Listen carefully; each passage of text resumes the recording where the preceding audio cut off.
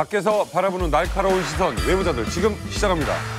요리조리 법망을 피하던 문고리 2인방이 덜미를 잡히고 말았습니다. 이재만, 안봉근 두 사람이 수십억의 국정원 뇌물을 받은 혐의로 결국 구속이 됐죠. 저는 좀 더 버틸 거라고 생각을 했는데 그냥 들어가자마자 하루 만에 다 불더라고요. 박근혜 대통령의 지시였다. 그러지 않을 수 없는 게 이걸 자기가 다 독박을 쓰게 되면 이게 뇌물죄잖아요. 형량이 이제 센 데다가 그러니까 이걸 피해야 하려면은 나를 시키는 대로 했다. 뇌물이라기보다는 통치자금의 성격을 갖고 있는 거다. 그다음 나는 거기서 하수인으로서 그냥 내 역할을 했을 뿐이다. 라고 하는 거고 그다음에 내가 아는 한 뇌물죄로 만약에 이분이 유죄를 받게 되면 이게 액수가 40억이거든요. 이게 이제 개인적으로 이게 추징을 당할 텐데 개인적으로 될 수 있는 돈도 아니거든요. 그러니까 결국은 뭐 불 수밖에 없었던 거죠. 이번에 모 언론에서 나오기를 이재만이 배신을 했다. 박근혜 대통령을 배신을 했다 하는데 진짜 우리 언론들의 보도 태도도 너무나 퇴행적이에요. 배신을 한 사람은 박근혜 대통령이에요. 국민을 배신한 거죠. 평생을 자기를 위해서 이재만, 정호성, 안봉근 어쨌든 진짜 제가 보기에는 노비나 마찬가지였어요. 그러면 그 사람들을 이렇게 참담하게 더러운 일을 시키고 진짜 자기 수하에 있는 사람들부터 배신했고 그리고 궁극적으로는 이 나라 국민들 그렇게 박근혜 대통령은 이런 한 푼도 안 먹고 그렇게 깨끗하고 고결한 분이라고 믿고 있는 그 많은 나이 드신 연세 드신 그 추운 겨울에 박근혜 대통령 시키려고 가서 정말 더더더더 떨면서 지팡이 짚고 가서 찍었던 그분들의 고결한 지지를 배신을 한 거예요. 그러니까 옛날 이제 국정원에서 이제 흘러나온 이야기들을 보면은 역대 많은 정권에서 국정원의 이 특수활동비를 청와대 갖다 바쳤습니다. 매월 초 되면은 국정원 간부가 청와대를 한 바퀴 돌았다는 거 아니에요. 수석, 비서실장 등등 줬는데 이렇게 일개 비서관에게 줬다는 건 상당히 의외다라는 이야기가 나오고 있는 것이죠. 보통 이제 수석들한테 돌리고 대통령에 가는 건 또 별도로 갔겠죠 아마. 별도로 갔는데 이번 건은 역대 정권과는 약간 다른 상황이 펼쳐진 거죠. 관행적으로 했다고 보기에는 좀 힘든 게 왜냐하면 옛날에 뭐 떡밥도 주고 뭐 이런 것들이 뭐 옛날에 좀 있었고 드러나기도 했는데 일단 두 비서관이 적극적으로 요구를 달라고 이제 했단 말이죠. 그다음에 아니 얘기한 것처럼 달라고 한다고 주나요 다. 그러니까 얘기한 것처럼 이례적인 부분이 있는 거잖아요. 그리고 다음에 국정농단이 막 이제 그 터져 나오기 시작할 때, 그 조짐들이 막 보이기 시작할 때 중단을 시켰단 말이죠. 그건 이제 자기들이 하고 있는 것들이 법적으로 굉장히 문제가 됐다는 걸 스스로 알고 있었다는 얘기죠. 그다음에 그 이재만 씨의 후임으로 온 사람의 경우에 이거 몰랐다 그러잖아요, 이 사실 자체를. 관행이라고 본다면 사실 이 사람도 했어야 되는 거잖아요. 그다음에 과거에는 뭐 대충 떡값 수준이었는데 그러니까 일시적이고 뭐 한시적인 건데 이거는 그게 아니라 그냥 매달. 그러니까 지속적이고 아주 조직적으로 좀 된 부분이 있다는 거죠. 그래서 이거는 이제 뭐 과거에 뭐 그랬었던 관행하고 그러니까 이번의 것은 좀 구별해서 봐야 된다. 국정원 활동 특수활동비가 액수가 많아요. 대한민국 전체의 입법, 사회, 행정 전체에서 쓰는 특수활동비가 8,860억 정도 돼요. 그런데 이제 그 가운데 절반 이상인 4,800억 원이 국정원 돈입니다. 그런데 이제 특수활동비는 뭐 아시겠지만은 영수증이 필요가 없어요. 그러니까 그 돈이 자칫 잘못 그러니까 공인의식이 없는 부도덕한 그 리더의 손에 들어가면 그게 쌈짓돈이 돼버리는 거예요. 그런데 이제 문제는 그 돈이 이제 정말 국가를 위해 쓰면 좋은데 과거 권위주의 정권 하에서부터 그 돈을 굉장히 써왔었어요. 국정원의 기조실장이 돈을 마련합니다. 마련해서 국정원장한테 주고 청와대한테 일정 부분 갖다 바치고 그렇게 하는 거예요. 그런데 이제 청와대 갖다 바치는 것은 그야말로 통치자금 명목으로 대통령이 갖다 바치는 거고 또는 관례적으로 갖다 주는 겁니다. 그래서 이번에 뭐 조윤선 뭐 정무수석과 현기현 정무수석한테 500 하고 그다음에 이제 비서관에게는 300 줬다는 거 현재까지 저는 뭐 현재까지 그 밝혔죠. 그런데 이런 일들이 아마 파헤치기 시작한다면은 꽤 오래 전부터 역사를 가지고 있을 겁니다. 자, 뇌물의 사용처가 밝혀진다면 박근혜 전 대통령과 우병우 전 수석에게도 영향을 미칠까요? 이 돈 이번에 건너가는 과정 속에서 떨고 있을 또 한 사람이 저는 우병우일 것 같아요. 우병우한테 직보하는 추명호 국장이 있었잖아요. 추명호 국장이 우병우 사람이라고 하는 걸 이현수 그 기조실장이 알았을 거 아니에요. 저는 이 사건 터지는 거 보면서 박근혜 전 대통령의 재판은 거의 끝났다 이런 판단이 드는 거예요. 뭐냐면 저는 이재만이 들어가자마자 박근혜 대통령의 지시사항이었습니다라고 하는 얘기는 나는 팩트라고 보는 거예요. 구조에서 장과 장이 결정한 상태에서 돈이 들어온 겁니다. 최종 종착점의 책임은 박근혜가 지는 거죠. 이 공무원과 공무원은요 무조건 직무연관성입니다. 뇌물이에요. 뇌물의 구간도 3천, 5천, 1억 이렇게 되잖아요. 1억이 넘어갔어요. 무척 심각한 상황입니다. 자 보세요. 꿀단지에 넣어놓고 거기서 필요한 돈 썼다는 건데 거기서 제일 용처가 분명한 것 중에 하나가 뭐냐면 박근혜 전 대통령 비선 의료 행위들 있잖아요. 이런 비선의 사람들이 많이 들었단 말이에요. 그러면서도 이제 이제만은 빠져나갈 구멍을 찾은 게 뭐냐면 통치 자금이라고 하는 뉘앙스로 갔는데 피해 법권 지역이 존재할 때 통치 자금이 있는 겁니다. 지금 모든 것이 헌법에 근거해야 되거든요. 통치 자금이라고 하는 것은 통치행위라고 하는 비법적 요소가 있어야 됩니다. 없는 거예요 지금. 그래서 저는 이번에 이재만 안봉근이 보여줬던 이 모습은 종국적으로 네. 이재용 박근혜 최순실 뇌물보다도 이게 클 수 있다라고 하는 생각이 드는 거예요. 그러니까 통치자금은 김정은이나 쓰는 건데. 사실은 박정희 전 대통령도 비자금, 자금을 가지고 유신 독재 시절에 그걸 많이 활용을 했죠. 그래서 금고가 하나가 아니라 둘이었다 이런 것이 이제 밝혀진 바가 있는데 여기서 굉장히 재밌는 것은 박근혜 전 대통령은 이거를 비자금이라든가 또는 불법적인 뇌물이라고 생각을 안 했을 거라고 저는 그렇게 할 수는 생각해요. 높은 거예요. 왜요? 우리 아버지 때도 그렇게 했는데. 뭐 그런 아버지 때가 것도 훨씬 있겠- 적게 쓴 거지. 그렇죠. 거기에 비하면 적게 쓴 건데. 그래서 박근혜 전 대통령은 맞아요. 그때 이제 비서실장이었던 그리고 전직 국정원장이었던 이모 씨가 굉장히 그 주변 사람들한테 곤혹스러움을 토로했대요. 그 사람이 이제 성완종 리스트에 이름이 올라간 순간 박근혜 대통령이 눈길 한 번 주지 않고 완전히 그 왕따를 시켰다는 거예요. 그러니까 비서실장 자리가 바늘방석에 있었던 거죠. 그런데 이 바로 이병기 국정원장 시절에 이 통치 자금을 매우 꼼꼼하게 챙겼던 걸로 이번 수사에서 드러났잖아요.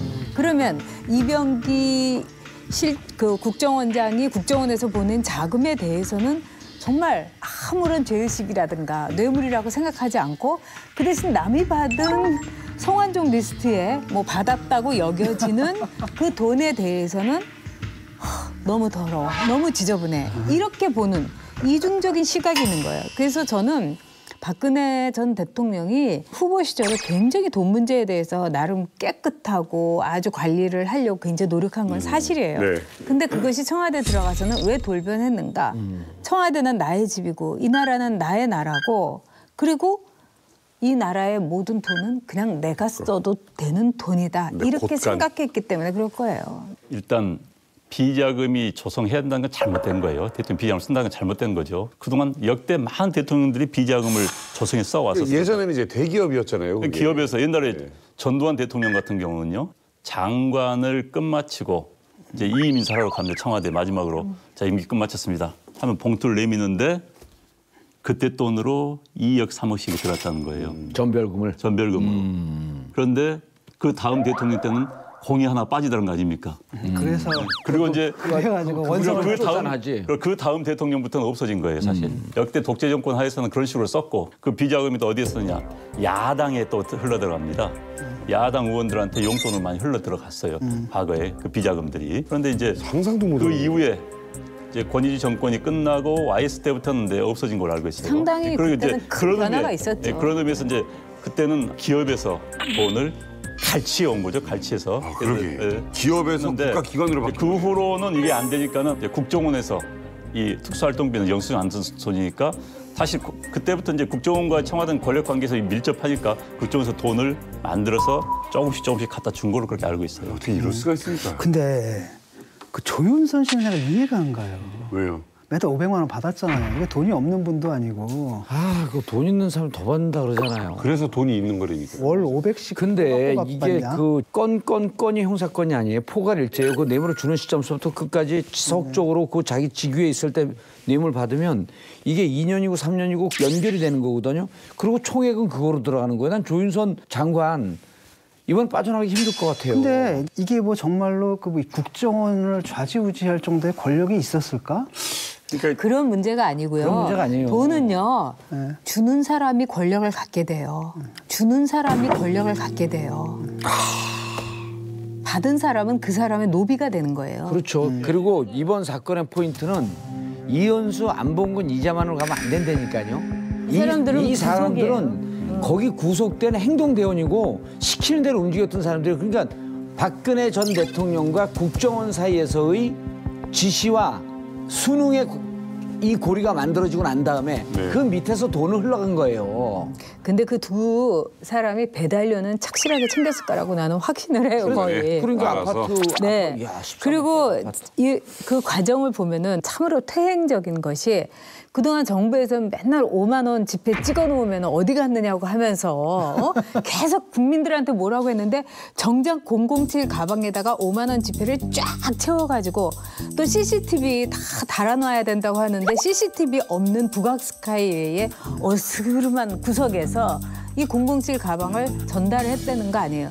이게 무슨 조폭 영화에 나오는 한 장면인데 제가 그걸 보면서 아, 박근혜 전 대통령이 후보 시절에 TV 토론을 하면서 지하 경제를 활성화시키겠다고 했는데 그거 하나는 진짜 확실하게 했구나. 이게 얼마나 국민들로서는 참담한 일이에요. 1억 무지하게 큰 돈 같죠. 부피가. 자, 묶음이요. 요 정도 올라오면 이게 5천만 원입니다. 100장 묶음 요만큼이 되거든요. 그럼 요만큼 올라와요. 5천. 자, 요게 두 묶음이면 요만큼인데 007 가방에 이렇게 이거 1억 넣잖아요. 애들이 민망해요, 얼굴이. 텅 비어 있어. 2억 5천 3억 들어가겠는데? 꽉 차면 5억입니다.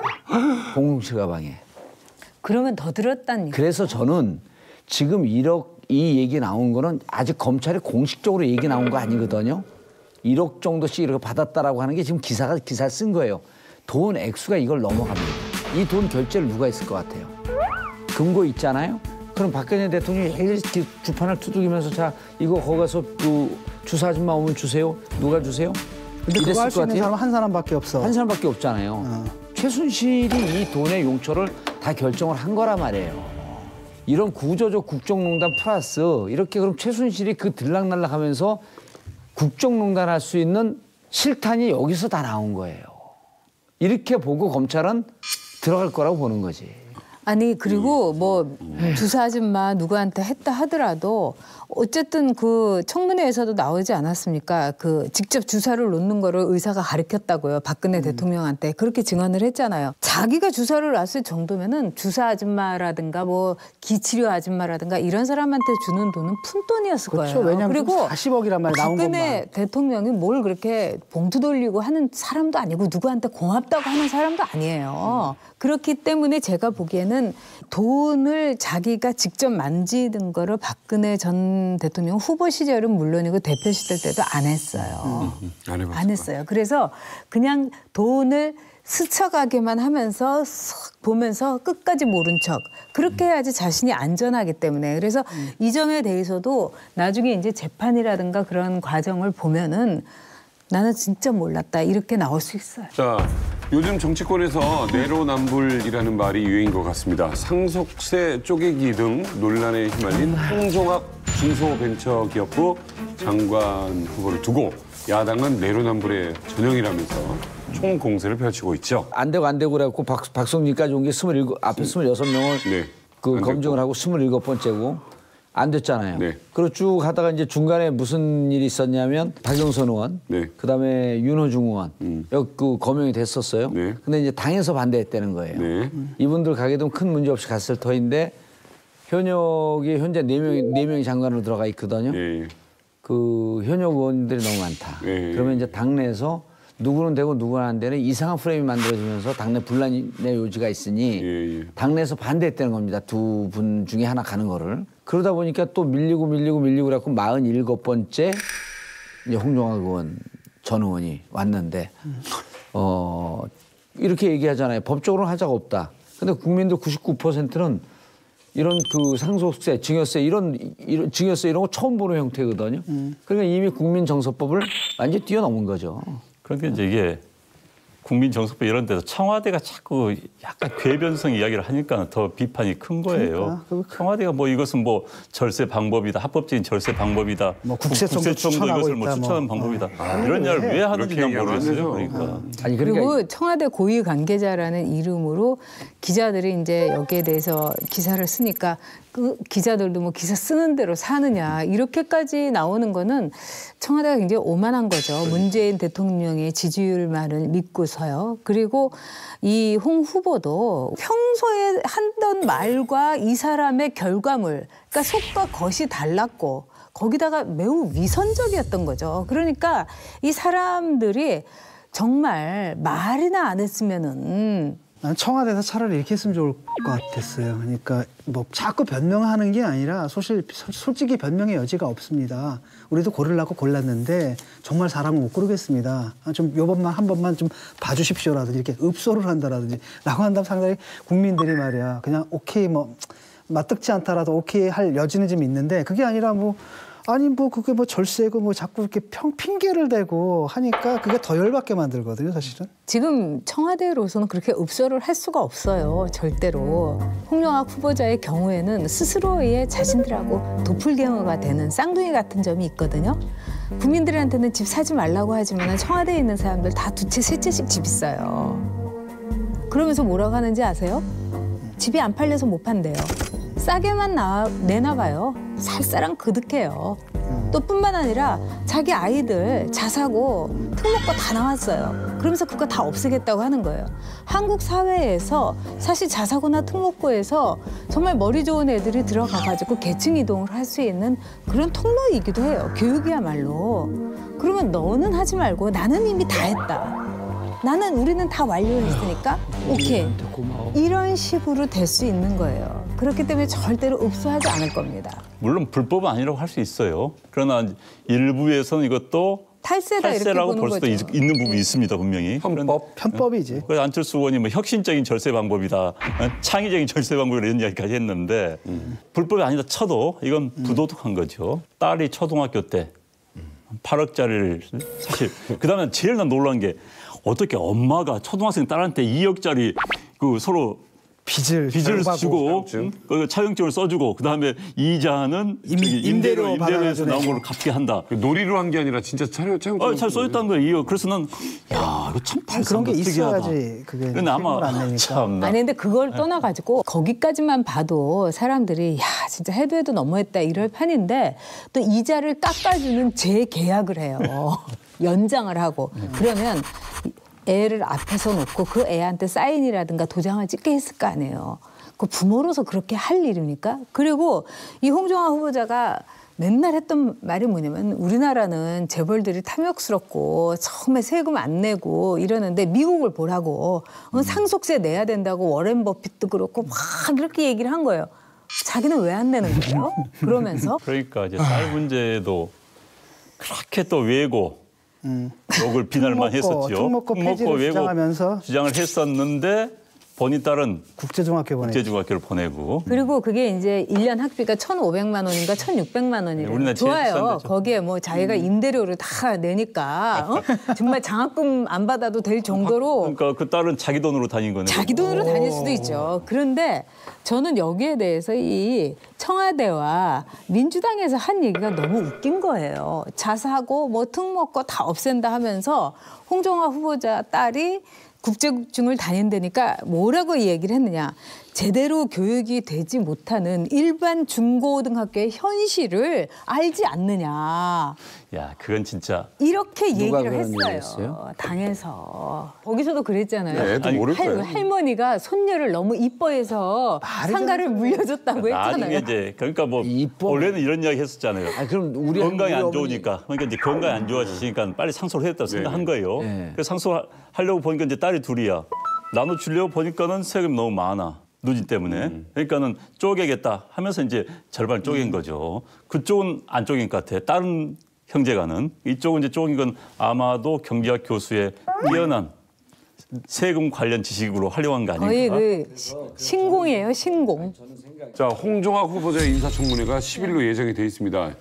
예정대로 진행이 될 수 있을까요? 내가 볼 때는 아마 이게 야당에서 엄청나게 공격을 하더라도 여당에서 강행할 것 같거든요. 어차피 대통령 임명하면 되잖아요. 청문회는 갈 것 같긴 해요. 거기까지는 밀어붙일 각오로 아마 이 사람을 이제 내세웠겠죠. 근데 이거를 대통령이 강행할 경우 역풍이 붑니다, 반드시. 다 사실 이런 날이 안 올 줄 알았어요. 감옥 갔다 오고 겉으로는 좀 웃으면서 살고 그러는데 이런 날은 오지 않고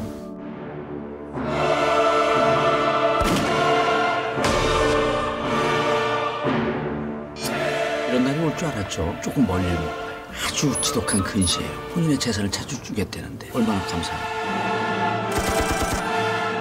부끄러운 줄 아세요. 제 얼굴 똑바로 못 쳐다보시겠죠? 자, 문재인 정부 첫 국정감사 말미에 의회 엔딩 요정이 탄생했습니다. 네이버 이해진 전 의장이 국회의원들 앞에서 진땀을 뺐습니다. 아니, 안 원장님, 네이버가 뭘 잘못한 겁니까? 이번에 이제 나올 수밖에 없었던 게 스포츠 기사 관련해서 부당 편집을 했다는 아주 빼도 박도 못한 증거가 아마 나왔어요. 이제 작년 10월에 한국 프로축구연맹에서 자신들한테 불리한 기사를 좀 배치를 차례가 좀 빼달라. 안 보이도록 해달라고 부탁을 했습니다. 그래서 또 그렇게 들어줬어요.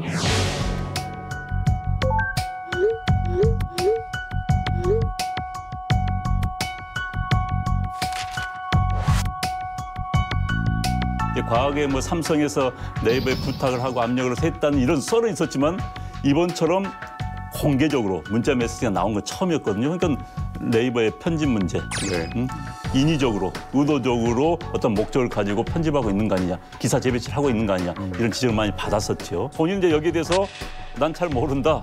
우리 그 CEO, 이제 경영 책임자 대표가 잘할 것이다 하면 빠져나왔죠.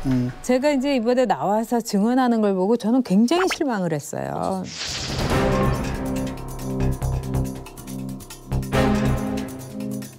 우월적 지위를 남용이가 엄청나게 폭리를 취하고 있고 네이버가 사실상 편집하는 기능을 부족한 것이 많다는 것을 정말 뼈저리게 받아들이고요. 더 개선하고 페이스북, 구글이 지금 어마어마하게 국내에서 돈을 벌고 있는데 저희도 국내에 있는 기업끼리 서로 제휴도 하고 힘도 모으고 해야만 살아남으려면 그렇게 해야 한다고 생각합니다. 우리가 이제 흔히 하는 말에 비겁한 사람들의 최후의 도피처가 애국심에 호소하는 거다 이런 얘기를 해요. 이 정보, 뭐 제4차 산업, 또 인터넷 이런 우리가 새로운 생태계에서는 사실은 국경이 없는 거 아니겠어요? 그리고 평소에 네이버가 애국심이 없었어요. 그러면서 갑자기 국회에 청문회에 나와서는 애국심에 호소하는 걸 볼 때 좀 새로운 식으로 자기 자신을 변호하고 또 나름대로 메시지를 던질 줄 알았는데 너무나 구태의연해서 실망했어요. 그 실검 조작 의혹도 도마에 올랐습니다. 네, 이번에 야당에서 아주 화끈하게 얘기를 했죠. 국민의당의 이제 송기석 의원 같은 경우는 지난 4월 6일 네이버의 그 실검 1위에 안철수 조폭이 무려 4시간 반 동안이나 올라가 있었다. 그 반면에 취업 특혜로 당시에 상당히 문제가 있었던 문재인 후보의 아들 문제에 있어서는 그냥 이름 석자만 단 30분도 아닌 29분 만에 사라졌다. 이제 이거는 이제 국민의당에서 얘기한 거고 또 자유한국당의 박성준 의원은 이렇게 얘기해요. 그 민원연에서 3월 달부터 4월 달까지 네이버의 그 모바일 메인 뉴스 타이틀을 이제 분석을 한 결과 문재인 후보 287건, 안철수 170건. 그렇지만 반면에 홍준표 82건, 유승민 63건 이렇게 되는 거거든요. 물론 이거는 그 당시에 정말 사람들의 관심이나 이렇게 볼 수 있지만 이건 확실히 부당하긴 부당한 거예요. 심상정 한 건이네. 심상정 한 건이구나. 근데 왜 네이버에다 항의해야 되지 않아요? 나는 네이버 팀원니가 그래도 7%인가 그 6% 얻었는데. 문제는 뭐 양쪽에서 다 하고 심지어는 우리도 심상정 의원도 그렇잖아요. 네이버에 한번 내가 뭐 배치가 되려면 내가 뭐 머리 풀고 칼을 춤춰야 되느냐. 그러니까 우리 쪽도 또 불만이 있는 거거든요. 근데 지지율대로 한다면은 그 정도 몇십 번은 나와야 되잖아요. 근데 그것대로 안 나오는 거면 상업적인 논리다 하면 1위가 하여튼 이만큼 나오는 거예요. 2위는 그만큼 뚝 떨어지고 3위는 뚝 떨어지고 나중에 4, 5위는 아예 그냥 1위 돼버린다라는 거죠. 그래서 이게 상업주의적인 논리지 여기에 대해서 이걸 고치자라는 것은 좋은데 그런 식의 문제 제기는 좋은데 네이버가 뭐 정부하고 편먹어가지고 이런다. 난 이 논리는 믿지 않는다는 거죠. 네이버가 일반 언론사의 기사를 갖다 받습니다. 그러면 그 언론사의 오리지널 본래 제목을 놔둬야죠. 그 언론사 나름대로 제목도 굉장히 신경 써서 뽑는 겁니다. 가장 신경 쓰고. 그걸 이제 자기들마다 바꿨다면은 오해를 받을 수밖에 없는 거예요. 그럼요. 그럼 굉장히 문제 있는 겁니다. 사실 네이버가 하는 것은 이제 언론학자가 공짜 저널리즘이라고 그러거든요. 남은 걸 공짜로 갖다 던져버리는 겁니다. 그러면 그대로라도 던져야지 왜 자기가 바꿔가지고. 그런데 그게 또 이제 완전히 특히 정치적 민감한 주제의 경우에 영향을 미칠 수 있을 정도로 한다. 예를 들어서 이제 국감에서 지적된 거 있죠. 지난번 선거 때 이제 문재인 안철수 분명히 제목은 이랬다고 그래요. 여성 지지율 격차 13%. 여기는 아마 이제 다른 것보다 여성한테 포커싱 돼가지고 13% 격차인데 제목을 안철수 지지율은 하락세로 돌아서 개념이 완전히 달라지는 겁니다. 그다음에 이제 제목이 첫날 동선을 보면은 선거운동 방향 알 수 있다. 그런데 이제 그것을 문재인은 통합, 안철수는 국민, 홍준표, 유승민은 기적. 이거 전혀 다른 거예요. 이렇다면 홍준표나 유승민 또는 뭐 첫날 안철수 동선을 자기들 규정을 해버린 거네. 그렇죠. 성격을. 규정을 해가지고 하니까는 굉장히 억울할 수밖에 없는 거죠. 그러니까 이제 이런 일들이 자꾸 있으니까는 왜 그러느냐 의혹을 살 수밖에 없는 상황이 위치 벌어진 거죠. 배치뿐만 아니라 자기들이 가공을 해버렸네. 왜? 제목을 바꾸니까. 왜 그러는지 제가 답변을 드릴게요. 네이버에서 나왔어요? 아니 저 이게 네이버에서 나오는 넥타이가 것 네이버 같아. 넥타이가 비슷해. 1세대 인터넷 전사, 인터넷 워리어 아닙니까? 왜 이러는 겁니까? 머리에. 왜 이래요? 클릭수예요. 아까 그 제목으로는 클릭 안 가요. 아, 욕하면 클릭 간다니까. 그러니까 이제 이게 정치적인 편향 이런 게 아니라 그 어떤 기사에도 돼요. 그래서 그때마다 또 시비가 붙어요. 밑에서는 그러니까. 너희들 왜 제목 바꿨냐. 여기 가면 이런 제목이던데 니들은 왜 이렇게 했느냐라고 또 각 편에서 또 그걸 또 욕을 하고. 그러니까 난 이게 기사는 난 그게 기사는 문제지. 그 사람 편집권을 안 되는 발행하는 거야. 아니 거거든. 그건 클릭이라는 안 돼. 장사성일 뿐이고 그걸 위해서 오리지널한 기사의 제목을 바꿔가지고 관심을 끌게 그런다? 그러니까 정치적 의도가 있든지 없든 간에 그건 굉장히 타당하지 않은 일입니다. 아까 진 교수가 말씀하신 대로 장사 속으로 말하자면 그렇게 선정적이고 말하자면 화끈한 제목을 뽑는다 하는데 장사 속으로 한다면 이건 진짜 악덕 상인이에요. 그렇죠. 근데 왜냐하면은 예. 신문이나 지금 방송의 뉴스를 네이버에 포털에 다 모아놓잖아요. 그러면 신문에서 방송에서 이렇게 기자들 또 많은 PD들 이렇게 해갖고 뉴스를 굉장히 비싸게 가공하고 온갖 거를 들여가지고 뉴스를 만듭니다. 생산을 합니다. 근데 네이버는 마치 지주회사처럼 그걸 쏙 모아요. 아주 싸구려로 싼 값을. 그 신문이나 이런 데 주는 네이버가 주는 돈을 보면은 정말 기가 막힐 정도예요. 그렇다면 있는 그대로의 그 특성을 살려줘야 되는 거예요. 이거는 매우 악의적인 상술이에요. 실검 조작을 나는 직접 느껴봤다. 봉도사님, 혹시 느껴본 적 있어요? 저는 2011년도에 새벽에 나타났다가 금방 사라지는 걸 여러 번 경험했어요. 그때 이제 우리가 뭐 다른 주신 분거 아니에요? 아니, 팟캐스트 할 때 왜냐하면 그게 업데이트 되는 시간이 새벽 12시, 1시쯤 업데이트가 돼요. 낙곰수. 예. 업데이트 되면 그때부터 다음에는 한 12~13시간을 1위로 계속 있어요. 낙곰수 대단했죠. 예. 근데 사라졌다 없어졌다가 또 사라졌다 없어졌다 이게 그래서 사라질 때는 자연 발생적으로 사라지는데 없어질 때는 뭔가 인위적으로 사라지는 거 아닌가 이런 경험을 몇 개월 동안 계속했죠. 그것도 설명할 수 있어요, 나는. 만약에 의혹이 있다면 난 설명할 수 있는 게 다음은 말이죠. 예. 이른바 좌음이라 그러잖아요. 그러니까 굉장히 이쪽에 민주당 지지자들이 좀 많이 모여 있는 곳이에요. 그래서 저쪽에서는 저는 다음이 아니라 좌음이다. 이렇게 부를 정도거든요. 그다음에 규모가 작아야 아마 15% 정도밖에 안 될 겁니다. 근데 네이버는 75%거든요. 여기는 사실 보수 세계가 굉장히 강합니다. 주도권을 잡고 있기 때문에 여기서는 계속 떠 있을 수 있죠. 하지만 여기서는 이거거든요. 그다음에 네이버에서 내 이름도 그래요. 내가 뭐 트위터다 못 쓰면 딱 올라가죠. 실검 뭐 1, 2위 뭐 이렇게 되잖아요. 순식간에 사라져요. 그러다 다시 또 탁 나타나기도 하고 이런 경우들이 많기 때문에 나는 이제 그런 식의 맨날 뭐 실검 조작한다, 실검 조작한다 이런 걸 수많이 봤는데 양쪽에서 다 얘기를 하는데 어느 경우도 내가 볼 때 합리적인 뭐 근거가 있거나 그러진 않아요. 그냥 다게 느낌이에요. 지난달에 뭐 경찰에 잡힌 실검 조작단이 있었지요. 사무실 얻어놓고 이 컴퓨터 100대를 설치해놓고 자기들이 이제 그 프로그램에 따라서 동시에 치고 들어가는 겁니다. 그래서 자동으로 해가지고 그래서 이제 그걸 네이버에서 그걸 막는 장치가 있는데 그걸 피해서 위에서 들어가는 건. 그런데 이제 그런 경우 같은 경우는 이제 사업적인 목적으로 무슨 식당이라든지 마케팅 때문에 돈을 받고 그렇죠.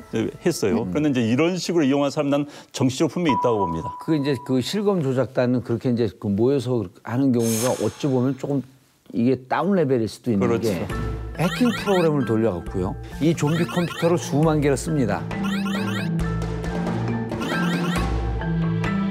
밖에서 얼마든지 실검 순위를 조작을 한다는 거예요. 그런데 그럼 이걸 거꾸로 뒤집어 보면 안에서 실검 순위를 조작할 수 있는 알고리즘이 난 분명히 있을 거라고 보는 거예요. 그러니까 실검이라고 하는 것이 실질적으로 엄청난 이게 그 정치적 영향, 상업적 영향인데 난 안에서 작업이 이루어지고 있는 것 같아요. 실검 조작의 메리트가 뭐예요? 조작해서 뭐 하는데? 실검 조작이요? 아니 예를 들어 정치적으로 누구 돈을 받고 예컨대 누구 돈을 받고 아니 예를 들어 조작을 정치적으로 떠 있는 게 불편할 경우가 있을 수가 있잖아요. 왜 자기가 불편해요? 여론의 영향력 이런 거를 돌릴 수가 있죠. 정말 무엇을 들끓게 하고 무엇을 뜨겁게 진짜 하느냐, 음모론인데. 뭘 시키느냐 아니, 그러니까 이런 영향력 내가 조작 자체가 음모니까. 실검 자체가 조작되는 건 늘 보거든요. 왜냐하면 그 네티즌들이 저쪽도 그렇고 이쪽도 그래요. 예컨대 문재인 아들 뭐 누구 이거 계속 올립시다.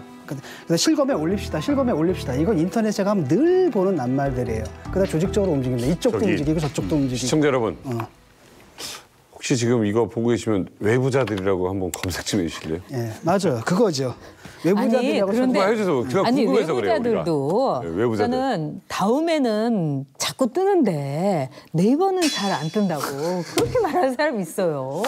자, 내부자 이혜진 전 의장은 네이버는 뉴스를 생산하지 않기 때문에 전통적 언론기관이 아니다라고 답을 했습니다. 네이버는 언론입니까 아닙니까? 아니죠. 네이버는 뉴스를 생산하지도 않아요. 논평을 하지도 않아요. 만약에 네이버가 언론이라면 지면 편집을 뭐 하든 말든 우리가 간섭할 이유가 없는 거예요. 조선일보 지면 왜 그렇게 편집하는데 한겨레 지면 왜 이렇게 편집하는데 우리가 간섭합니까? 아니기 때문에 지금 우리가 간섭을 하는 거죠. 한때 팟캐스트 갖고 문제가 됐던 적이 있어요. 팟캐스트가 방송이냐 아니냐. 근데 대한민국 방송통신법을 보게 되면 송신기, 수신기가 있어야 됩니다. 송신을 해야 돼요. 그다음 수신을 해야 돼요. 이게 방송입니다. 그렇죠. 그럼 팟캐스트는 어디 음원이 존재하고 있는 곳을 찾아갖고 자기가 쓰는 거거든요. 개념 자체가 광이고 새로운 시대에 맞게 바뀌어야 된다고 보는 겁니다. 공공에 노출되면서 개인의 의사결정에 영향을 주고 그럼으로 인해서 여론 형성에 지대한 영향을 미친다라고 한다면은 이제 21세기 새로운 시대에서는 여론 형성에 지대한 영향을 준다라고 하는데 방점을 찍으면은 광의 개념을 언론으로 봐야 된다. 현재 우리나라는 언론을 규정하는 것은 딱 법에는 이것밖에 없습니다. 언론 중재 및 피해 구제에 관한 법률에서 언론을 규정하고 있어요. 그래서 이제 방송, 신문, 잡지, 인터넷 뉴스, 그다음에 연합뉴스 같은 통신사 여기까지 이야기하는 겁니다. 그러다 보니까 네이버 같은 검색기는 포함이 안 되는 거고. 그런데 이제 요즘 와서는 페이스북 같은 SNS가 언론 기능을 굉장히 하는 거예요. 언론이죠. 예. 현재 트럼프 같은 경우는 직접 언론을 접촉하지 않고 자기 트위터 40자 가지고 그냥 국민들하고 막 접촉을 하는 겁니다. 엄청 언론 역할을 하는 것이고 이제 언론의 개념이 바뀝니다. 그런데 이제 문제는 법제화 시켜가지고 규제한다 하면 또 다른 차원이 돼버린 거예요. 어디 페이스북 우리가 어떻게 규제할 수 있습니까? 예를 들어서. 바로 그 점이에요. 언론 중에 언론이죠. 네, 언론 중에 언론이죠. 왜냐하면은 그 모든 뉴스가 이 네이버를 통해서 공급되고 순환되고 들끓고 그래요. 그런 점에서 저는 네이버가 언론이 아니라고 이혜진 전 의장이 얘기하는 것은 말하자면 자신들이 필요할 때는 언론으로서의 모든 이익은 취하면서 불리할 때는 언론이 아니라고 하는 거죠. 특히 네이버에서 이번에 했던 거는 그 일종의 뇌물에 대해서 자꾸 노출을 시키면 뭐 하니까 그걸 빼달라, 좀 죽여달라 이런 거에 대해서 네이버에서 그걸 오케이를 한 거예요. 이 오케이를 한 예를 보면은 우리는 추측하는 것이 아니라 우리는 거의 확증을 잡고 있는 거예요. 그 수많은 세월 동안 얼마나 많은 것들이 빼고 죽이고 버리고 가지치기가 됐는가요. 보이지 않는 곳에서. 바로 그 점을 알 수 있는 거죠. 일단은 나는 영향력이 많다고 언론이라고 하는 거 그 논리가 좀 이상하다고 보거든요. 지금 시대가 어떤 시대냐면 콘텐츠 생산자보다 검색 엔진이 세계를 지배하는 시대예요, 지금. 그러니까 여기서 검색 엔진, 그러니까 예컨대 구글이 지금 검색 엔진이 세계를 지배하고 있는데 그럼 구글이 언론이냐? 난 좀 이상하다고 생각하거든요. 네이버의 문제는 이걸 언론으로 규정하면서 해결할 문제가 아니라는 겁니다. 기사 배치 공정하자. 너희들 기사 배치 원리, 알고리즘을 공개하라. 그다음에 실검 수상하다. 그럼 실검 올라가는 그 검색 엔진에 알고리즘을 공개하라 이러는 거죠. 너희들 가끔 장난치지. 빼주고 기사 배치 그런 거 하지 말아라. 이것만 규제만 해도 되거든요. 그렇기 때문에 이렇게 해결해야 할 문제지 이걸 갖다 언론으로 만들어서 그럼 또 심의도 받아야 되고 통제도 받아고 이러는데 이게 바람직한 해결책인가라는 생각이 들고 포탈에 굉장히 높이 평가하는 이유는 바로 뭐냐면은 언론사들이 휘두르던 프레임의 권력을 무너뜨려버린 거예요. 조중동이 70%였단 말이에요. 그래가지고 우리가 쓰면 여론이 된다라고 했는데 요즘 니들이 써봤자 원 오브 댐이에요. 무차별적으로 되거든요. 조선일보 밑에 한겨레, 한겨레 밑에 중앙 밑에 프레시안 뭐 이런 식으로 하다 보니까 사람들이 크로스 체킹을 하면서 보게 된다는 거거든요. 예. 제가 볼 때는 네. 조중동이 70%의 영향력을 가졌던 거에 비해서 지금 거의 95%의 영향력을 갖는 네이버는 그럼 정당한가? 그렇지 않거든요.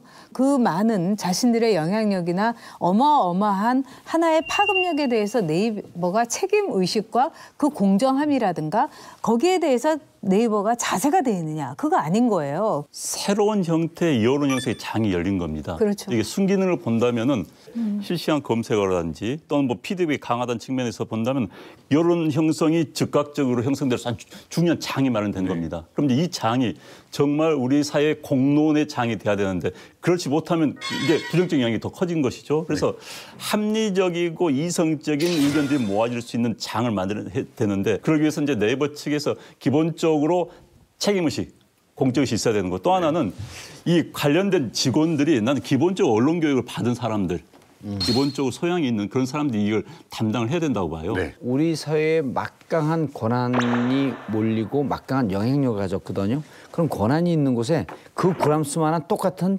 책임감이 있어야 됩니다. 네. 의무가 있어야 되는 거죠. 사회에 대한 의무. 이 책임감을 어떻게 증폭시킬 것인가라고 하는 노력을 네이버 내부에서 좀 해야 될 필요가 있다고 봐요. 네. 근데 다스는 누구 겁니까? 요즘 온라인을 뜨겁게 달구고 있는 유행어인데요. 2007년 대선판을 뒤흔들었던 이명박 전 대통령의 다스 실제 소유주 의혹이 다시 정치권을 뜨겁게 달구고 있습니다. 예, 이 의혹을 이제 제일 먼저 제기한 건 누리꾼들이라고 생각합니다. 제가 이제 기사 검색을 하잖아요. 그러면 기사와 상관없이 근데 다스는 누구 겁니까? SNS나 트위터 같은 경우에도 태그로 그냥 해시태그로 그냥 묻고 있습니다. 사실 이 문제 굉장히 오래된 거잖아요. 검찰 조사도 2번 있었고 특검도 2번 있었는데 밝혀지지 않았던 건데 새로운 계기가 됐던 게 140억이 스위스 은행에서 그러니까 다스 계정으로 옮겨갔단 말이죠. 그다음에 이 과정에서 대한민국 외교부가 움직이고 심지어 LA 총영사가 거기서 하나 역할을 했다라는 사실이 드러나면서 그 누리꾼들이 다시 이 의혹을 제기한 거고요. 보다 결정적인 건 뭐냐면 그 BBK 당시 피해자들 원래 그 돈이 이 피해자들한테 가야 될 돈이잖아요. 근데 이게 고스란히 다스한테 갔단 말이죠. 이게 피해자들 입장에서는 황당한 거죠. 이분들이 고소고발했습니다. 그래서 결국 이 문제가 검찰로 넘어간 거죠. 그러니까 깨끗하게 조사를 해서 정말 주인이 누구고 그다음에 이 과정에서 이시영 씨가 이만큼 이 빠른 시일에 재벌그룹의 이제 후계자처럼 다스의 2인자가 됐는데 네. 그런 점 같은 것도 확실하게 밝혔으면 좋겠어요. 다스 문제가 처음 제기됐던 것이 2007년도에 한나라당의 대선 후보 경쟁에서였습니다. 경선 때. 경선 때였죠. 그러니까 박근혜 후보와 이명박 후보와의 경선 과정에서 뭐 치열했죠. 그 당시는 뭐 박근혜 후보냐 이명박 후보냐 당내 경선만 이기면 대통령이 되는 그게 분위기였기 본전이었어요, 때문에. 사실상. 네. 그렇기 때문에 그 과정에서 이제 문제 제기됐었고요. 그래서 이제 이명박 후보가 어찌됐든 그 당시 한나라당의 후보가 됐습니다. 그래서 또 이제 야당에서 무기문제를 제기한 거죠. 그래서 그때 검찰 조사를 했습니다. 특별수사팀이. 그래서 그의 대통령 선거 전인 12월 초에 이제 발표를 했죠. 그 당시에 다스를 이명박 소유로 볼 증거를 발견하지 못했다라고 발표했어요. 또 이제 문제가 계속 야당이 문제 삼으니까 그 다음에 2008년 초에 또 특검이 임명이 됩니다. 정호영 특검이 임명이 돼가지고 특검 조사를 또 했어요. 네. 역시 결론은 다스 주식을 이명박의 차명 소유했다고 볼 근거가 없다. 이걸 발표를 했습니다. 그런데 그 이후에 2012년도였죠. 네. 내곡동 사저 관련해가지고 이강범 특검이 또 이제 활동을 했는데 그때 또 이제 뭐 다스에 관련해서는 뚜렷한 걸 밝혀내지 못한 그래서 이제 혐의점을 발견하지 못했다. 이런 식의 발표 계속됐던 그런 역사를 10년 동안 계속 해왔던 겁니다. 요즘 이렇게 다스 얘기는 많이 합니다. 정확히 뭐가 문제인지는 잘 모르겠습니다. 그래서 봉도사님께서 이번엔 다스 학기론 강의를 준비해 오셨습니다. 그러니까 뭐 워낙에 오랜 시간 동안 연구를 하셨고 오늘 발표 때문에 혹시 또 복학하거나 이런 일은 없으시겠죠? 그럴 수도 있어요. MB 쪽에서 모든 자료를 지금 다 체크를 하고 있어요 지금. 아, 여기 친이지 또. 아니 뭐 난 진짜 아니고 난 진짜 없는데 야, 조심하세요 오늘. 아니, 근데 그게 이게- 명예훼손은 사실이어도 훼손이 그렇죠. 돼요. 네. 그러니까 지금 줄 긋고 있을 거예요. 그래서 나는 이제는 그래도 좀 자신 있는 게 그땐 권력자였잖아요. 지금은 그분도 평민, 나도 평민. 이제 다이다이로 붙는 거죠. 맞다이 하는 거죠. 저 용어는 좀 1대1로. 1대1. 평민 대 평민으로. 자, 좋습니다. 오늘 시청자 여러분 기대해 주시고요. 이제 제일 먼저 여기 이제 몇 단계가 있는데 멋지네요, 오늘은. 몇 단계가 있는데 누가 만들었어요? 제가 만들었습니다. 글씨를 저렇게 이쁘게 어떻게 만들었지? PPT는 하나? 네. 그래서 지금은 이제 다스에 대해서 얘기를 하고 있는데 원 시점은 도곡동 땅이죠. 땅입니다. 도곡동 땅. 이게 이제 85년도 그 MB의 형과 처남이 15억 원에 1000평 되는 땅을 현대건설에서 매입을 합니다. 근데 그때 현대건설 대표는 MB였었어요. 이명박 전 대통령이었고. 그래서 형이 동생으로부터 땅을 사는, 현대건설로부터 땅을 사는 이런 구도입니다. 그러니까 여기서부터 좀 석연찮은 구석들이 있는 거죠. 이것을 한 10년 정도 갖고 있다가 95년 포스코에 263억에 매각을 합니다. 몇 배야? 그러니까 아주 노른자위 땅을 개인으로 넘겼다? 좀 석연찮은 구석이 있죠. 현대건설이라고 하면 땅에 대해서 최고의 전문가들인데 좀 이상하죠. 자, 그래서 263억 매각한 것에 4년 뒤 99년 12월쯤에 190억이 다스로 유입이 돼요. 그 다스는 87년도에 역시 이상은과 처남 김재정이 공동으로 설립합니다. 원 이름은 이제 대부기공인데. 아, 저 돌아가신 분. 예, 김재정 씨는 2010년 2월에 돌아가시죠. 근데 이제 요 도곡동 땅 판 돈이 다스로 들어오고 다스의 190억이 BBK로 1999년 이때 들어가는 거죠, 이 돈이. 근데 이게 왜 재밌냐면 190억은 당시 다스의 3년 내지 4년 정도 순이익이에요. 잘 알지 못하는 BBK 인터넷 금융하는데 투자를 합니다.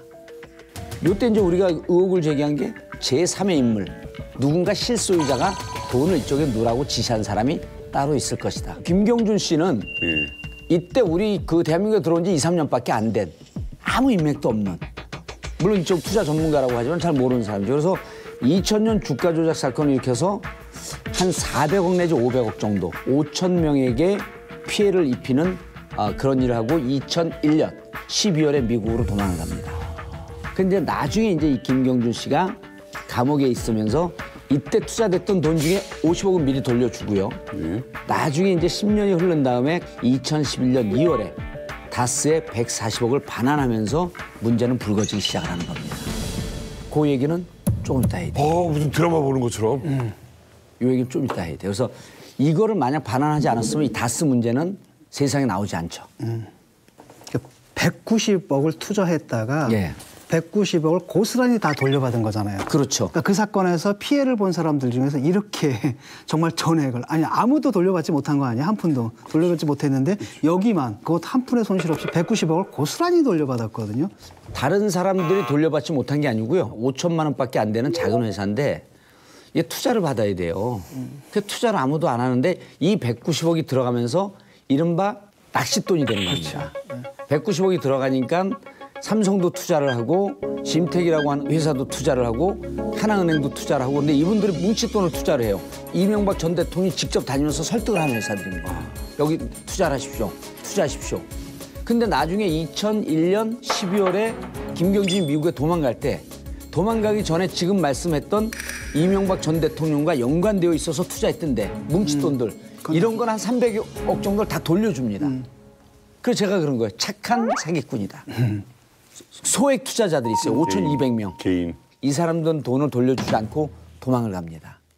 그래서 굵직굵직한 돈들, 특히 이명박 전 대통령과 연관되어 있던 돈들은 다 돌려주고 2001년도에 미국으로 도망을 가는 거죠. 야. 여기까지가 이제 투자자들 일막입니다. 같은 경우는 지금 한 푼도 못 받은 상태. 한 푼도 못 받았죠. 그러니까 이거는 팩트인 거죠, 지금. 팩트인 거죠, 여기까지는. 이 다스라는 거는 예를 들자면은 그 기업의 오너가 아주 작심하고 하나 이렇게 분양해 주는 거나 마찬가지예요. 예를 들자면은 포스코의 이 부품이라든가 재료를 납품한다는 이지라는 박지만 씨의 그 회사 같은 그런 건 정말 앉아서 돈 버는 거잖아요. 근데 제가 듣기로는 정세영 그 당시에 현대자동차 회장이 그 MB한테 말하자면 이런 부품 회사, 그 당시에는 부품이었어요. 그래서 부품 회사를 하나 만드는 게 어떠냐 하면서 오히려 이제 차려라 뭐 이렇게 된 것 같아요. 그렇게 해가지고 이 다스라는 회사가 당시에 이제 그 이상은 씨 그 형, 그다음에 김재정 씨 처남이죠. 지금 돌아가셨지만은 그 두 사람의 이름으로 됐고 이 시트라든가 이런 거를 독점적으로 거의 이제 되기 시작하니까 그래서 지금까지는 그 매출이 굉장히 대폭으로 늘어서 한 2조 원의 매출이 되는 회사로 됐다. 그러니까 매우 큰 회사가 된 거죠. 그 당시에 이제 현대자동차 이제 국내에서 유일한 자동차 회사인데 부품 국산화를 굉장히 정부에서 장려하고 밀어붙였습니다. 그러다 보니까 이제 국내 중소기업들이 부품 국산화에 뛰어들어가지고 납품을 하도록 이런 시스템이 이제 권유가 된 거죠. 그렇죠. 그런 상황에서 방금 말씀하신 것처럼 뭐 정세현 당시 뭐 회장이 한번 해발을 해서 이제 그런 과정에서 이제 다스는 게 탄생을 한 거죠. 네, 이게 듣다 보니까 한편의 영화 같기도 하고 이야기를 나눌수록 점점 더 다스의 주인이 궁금해집니다. 자, 오늘 특별히 이 질문에 답을 찾고자 고군분투 중이신 내부자 한 분을 모셨습니다. 나와 계세요. 어서 오십시오. 안녕하세요.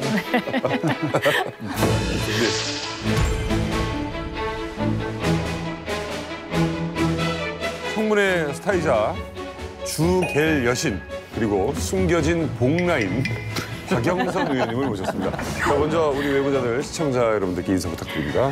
네, 안녕하셨습니까. 반갑습니다. 박영선입니다. 근데 박영선 의원님은 어쩌다가 BBK 저격수가 되셨나요? 저는 그냥 운명이죠. 왜냐하면 제가 그 MBC 경제부 기자를 하면서 현대건설 출입 기자였었거든요. 그래갖고 이명박 그 사장 시절부터 잘 알았어요. 그런데 국회의원 되기 얼마 전에 제가 경제 매거진이라는 프로그램을 하고 있었는데 하루는 이명박 그 사장 쪽에서 연락이 왔어요. 본인이 이제는 건설회사 사장이 아니고 금융회사 회장으로서 새로운 인생을 시작하고 여기서 성공하고 싶다. 그러니까 이걸 좀 취재를 해달라. 네네네. 그래서 뭐 옛날 인연도 있고 그러니까 취재를 하러 간 거죠. 그게 삼성생명 빌딩에 이제 LK이뱅크 BBK, EBK 다 있었던 그 사무실이었던 거예요.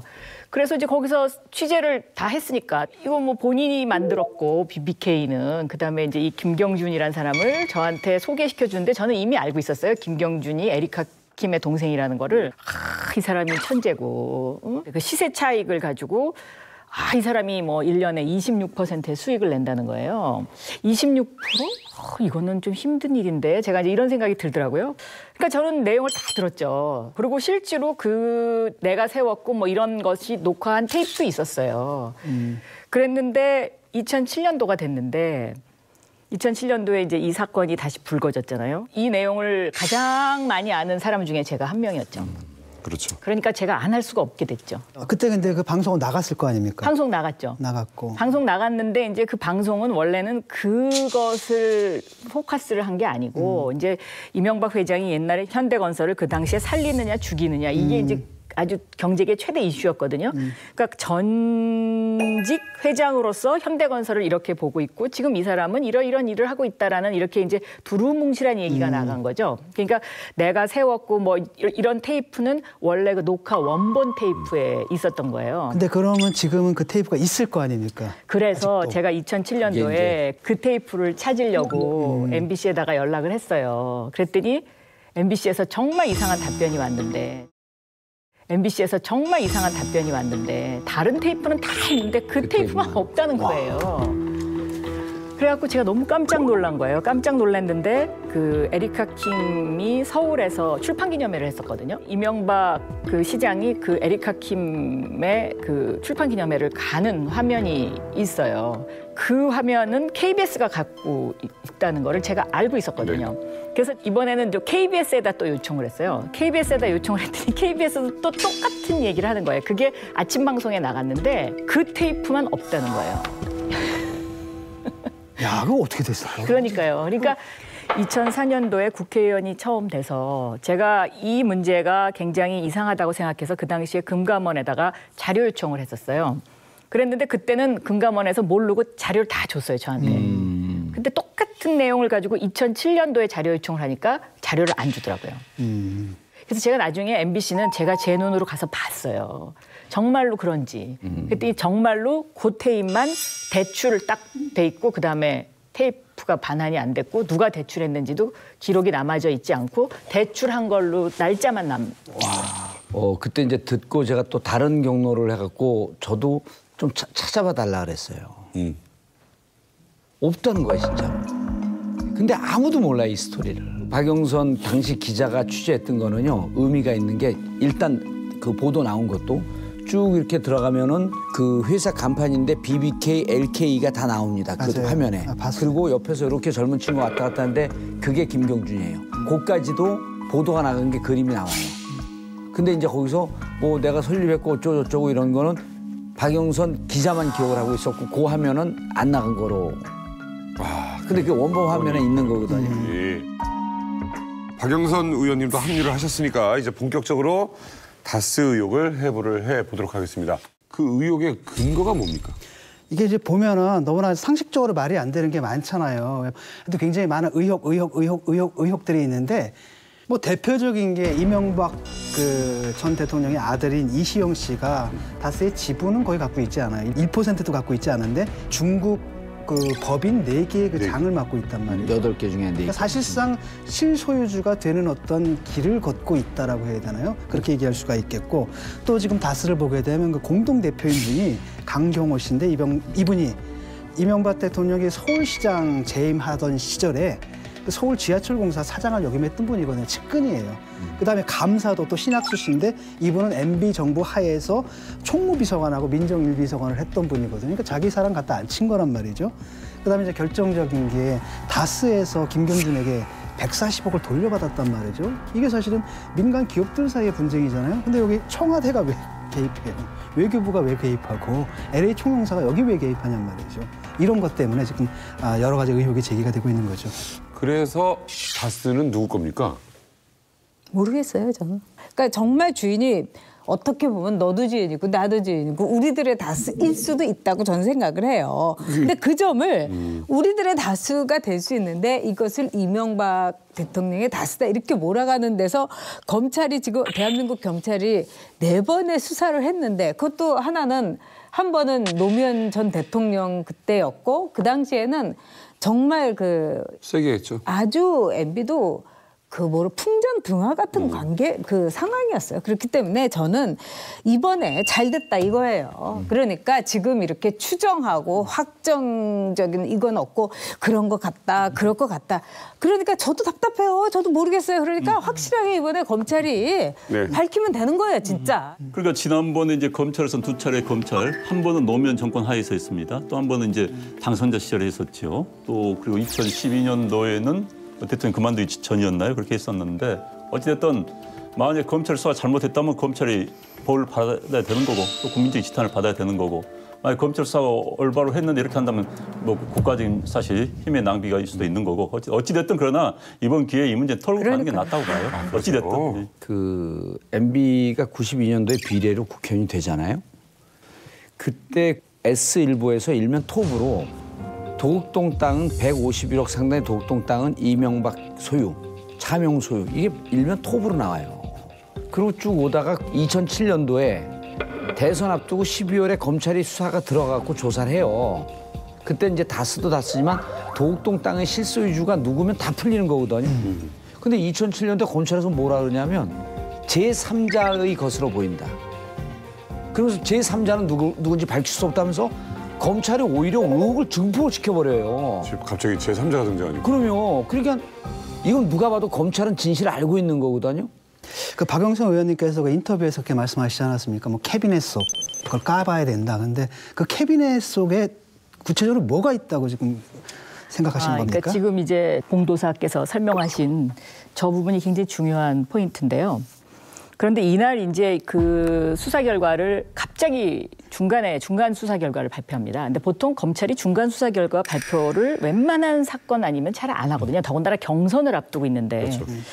근데 이날 김홍일 차장검사가 발표를 하는데 김홍일 차장검사가 발표 끝나고 나서 그 사석에서 기자들한테 뭐라고 얘기를 했냐면 나는 골프 치다 불려와가지고 아무것도 몰라. 제가 오늘도 여기 오기 전에 이 당시에 이것을 수사했던 근처에 있었던 검사한테 전화를 다시 해서 확인해 봤어요. 그랬더니 맞다는 거예요.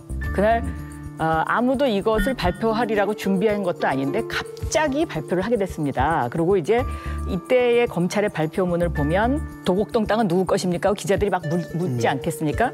그런데 뭐라고 이 김홍일 차장이 발표를 하냐면 그건 좀 더 수사를 해봐야 되겠습니다. 이렇게 중간 수사 결과였습니다. 네, 중간 그렇게 발표를 한단 말입니다.